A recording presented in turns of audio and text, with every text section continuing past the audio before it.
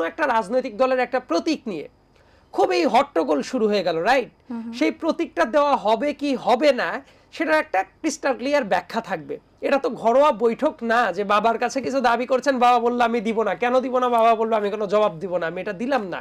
ভোটারদের যে আস্থা ফেরানোর একটি ব্যাপার থাকে, বিশেষ করে বিগত 3টি নির্বাচনের পর, এই আস্থার জায়গাটা কি এখনো তৈরি হয়েছে কিনা? নির্বাচনী পরিবেশ, আপনার বিশ্লেষণটা কি?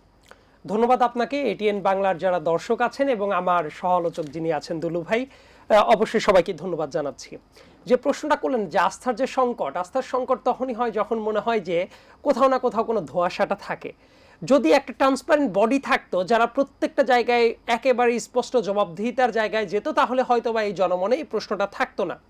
দেখেন, ফ্রম ডে ওয়ান এই ইলেকশন কমিশন অনেক জায়গায় মানে নিজেরাই কেমন যেন একটু খিড়কি পাকিয়ে রেখেছে। এই পাকিয়ে রাখার কারণে দেখবেন যে ডিলিমিটেশন নিয়ে অনেক জায়গায় অনেক গ্যাঞ্জামটা শুরু করেছিল, এবং এইবারই দেখবেন যে স্মরণকালে অনেক বেশি পরিমাণে ডিলিমিটেশনের মামলাও হয়েছিল। এবং এইটা কিন্তু তাদের কিন্তু ওই জায়গায় কিন্তু ডিলিমিটেশন যখন করাটা হয় প্রক্রিয়ার ভেতর দিয়ে অনেককে হিয়ারিং এর সুযোগ দেওয়া হয়, পাল্টা হিয়ারিং এর সুযোগ দেওয়া হয়, কিন্তু ওইটা ঠিকমতো করেন নাই। এবং দ্যাটস ওয়াই এইবারই প্রথমবারের মতো কোর্টে কিন্তু গিয়ে ডিলিমিটেশনের মামলা আপিল বিভাগে গিয়ে পর্যন্ত চেঞ্জটাকে আবার অ্যাডপ্ট করে নেওয়া হয়েছে for the first time in the history of Bangladesh. This is unprecedented. এটা বাংলাদেশের ইতিহাসে কখনো ছিল না। তার মানে তাদের কাজগুলোর যে ক্লারিক্যাল ত্রুটিগুলা ছিল সেই ব্যাপারটাও কিন্তু আনপ্রেসিডেন্টেড। তারপরে আপনি যদি আলাপ আলোচনা করতে থাকেন, একজনের এক একটা রাজনৈতিক মতাদর্শ থাকবে, আমরাও সেটার ঊর্ধ্বে না, কিন্তু তারপরেও গিয়ে খেয়াল করে দেখেন যে কোনো একটা রাজনৈতিক দলের একটা প্রতীক নিয়ে খুবই হট্টগোল শুরু হয়ে গেল, রাইট? সেই প্রতীকটা দেওয়া হবে কি হবে না সেটার একটা ক্রিস্টাল ক্লিয়ার ব্যাখ্যা থাকবে। এটা তো ঘরোয়া বৈঠক না যে বাবার কাছে কিছু দাবি করছেন, বাবা বললো আমি দিব না। কেন দিব না? বাবা বললো আমি কোনো জবাব দিব না, আমি এটা দিলাম না। This is not like that. একটা কনস্টিটিউশনাল বডি তাদের জবাব দেওয়ার স্ট্রাকচারটা ঠিক ছিল না। লেটস সে ওই এনসিপি যে দলটা আর কি, সেই দলটা তাদের দাবির সাথে আমি একমতও থাকতে পারি, দ্বিমতও থাকতে পারবি, পারফেক্টলি ফাইন। তাদের সব দাবি আমার মানতে হবে, নট নেসেসারিলি সবকিছু লজিক্যাল আমারও মনে হয় নাই। কিন্তু তারা যখন যে প্রতীকটা চেয়েছিল, খেয়াল করে দেখেন সেটার ক্রিস্টাল ক্লিয়ার ব্যাখ্যা কিন্তু দেয়া হয়নি। তাদের একটা ব্যাখ্যা থাকতে পারতো। নাগরিক ঐক্যের ওই যে মান্না ভাইদের দলের, তারাও কিন্তু প্রথমবারের মতো যখন চেয়েছিল তারা আসলে শাপলাটাকেই চেয়েছিল, তাদেরকে দেওয়া হইল না। তারপরে এসে এনসিপি আবার যখন দাবি করলো যে আমাদের শাপলা দেন, তাদের ব্যাখ্যাটা তো হতে পারতো যে ঠিক আছে, ফার্স্ট কাম ফার্স্ট সার্ভ, যারা আগে দাবি করেছে। প্রতীক নিয়ে আলোচনা আছে। আপনি যে আস্থার কথাটা বললেন, এইজন্য আমি একটা উদাহরণ দেখিয়ে বলছি যে কেন এই আস্থার সংকটটা দেখা গেল। তো ওই জায়গাতেও দেখবেন যেটা হলো, আলটিমেটলি তারা বলতেই পারতো যারা আগে আবেদন করেছে তাদেরকে দিব, তারপরে তোমরা। কিন্তু সেটা হলো না। ওই জায়গায় ব্যাখ্যাটা না দিয়ে আমার স্পষ্টতই মনে আছে ইলেকশন কমিশনার নিজে বলেছিলেন, চিফ ইলেকশন কমিশনার, যে দিতে পারছে না কেন দিব না, এটার ব্যাখ্যা দিব না। এই যে স্বৈরাচারী টাইপ মনোভাব, এই মনোভাবটা কিন্তু অনেকের ক্ষেত্রে মনে হয়েছে ইলেকশন কমিশন এভাবে কেন কথা বলছে। তারপরে দেখবেন যে অনেক জায়গায় যে পোস্টাল ব্যালট নিয়ে, এটার ডিস্ট্রিবিউশন নিয়ে অনেক জায়গায় অনেক প্রশ্ন উঠেছে।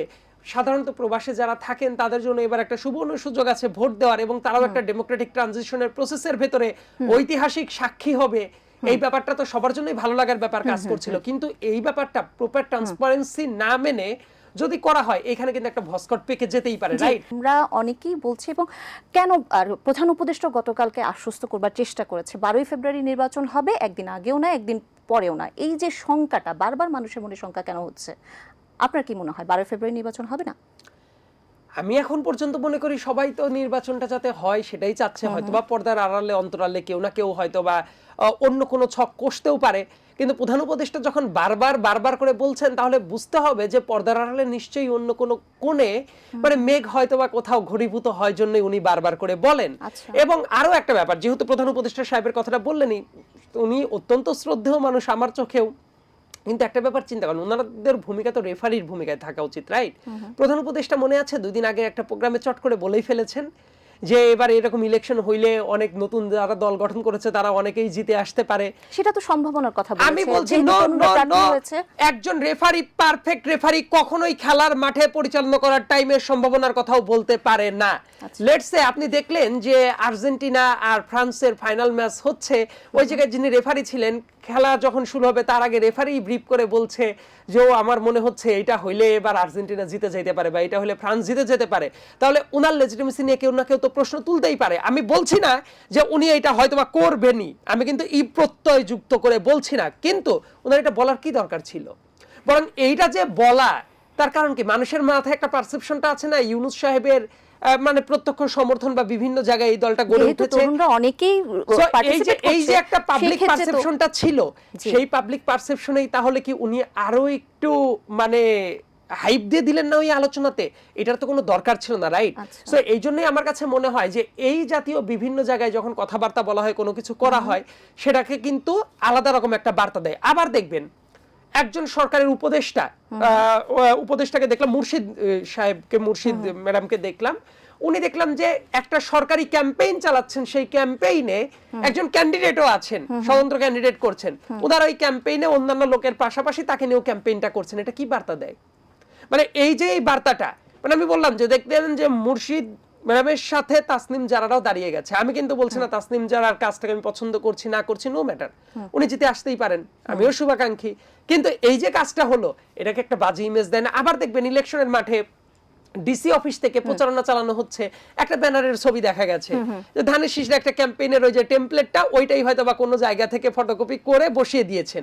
সো এই ব্যাপারগুলো কিন্তু আস্থাহীনতা তৈরি করে। এই ব্যাপারগুলোতে অধিকতর যদি সচেতন হওয়া যায়, মানুষ ঠিকই বুঝবে যে না, এটা নিয়ে আসলে কোনো শঙ্কা নাই। শঙ্কার ব্যাপারটা তো আমি কাউকে জোর করে ধরে বেঁধে বলতে পারবো না এই শঙ্কা নাই, বলেন শঙ্কা নাই। এটা তো জনাব একটা সায়েদ perception। আব্দুল্লাহ, শঙ্কা আসলে থাকবে যতক্ষণ পর্যন্ত 12ই ফেব্রুয়ারি নির্বাচন অনুষ্ঠিত হয়ে যাচ্ছে না। শঙ্কা আসলে প্রতিদিনই কিন্তু থাকবে। আমরা আশাবাদীও হতে চাই, at the আশাবাদী same হতে time, চাই যাতে যে একটা ইলেকশনটা ঠিক ভালো মতো হয়। স্বচ্ছ অংশগ্রহণমূলক নির্বাচন Exactly. হবে।